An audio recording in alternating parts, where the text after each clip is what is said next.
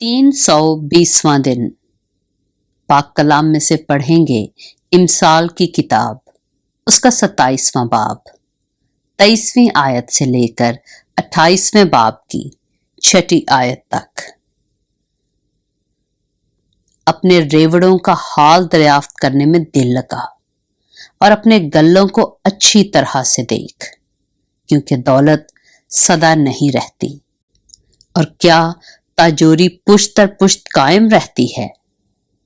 सूखी घास जमा की जाती है, फिर सब्जा नुमाया होता है और पहाड़ों पर से चारा काट कर फराहम किया जाता है।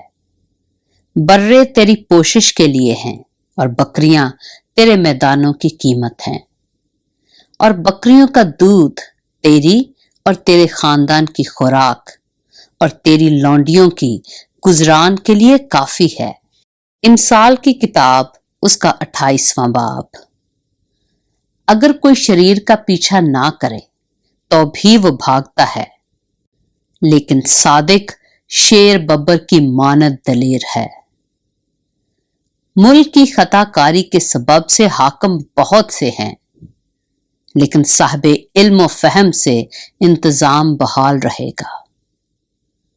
मस्कीन पर जुल्म करने वाला कंगाल मूसलाधार मी है जो एक दाना भी नहीं छोड़ता। शरीयत को तर्क करने वाले शरीरों की तारीफ करते हैं, लेकिन शरीयत पर अमल करने वाले उनका मुकाबला करते हैं।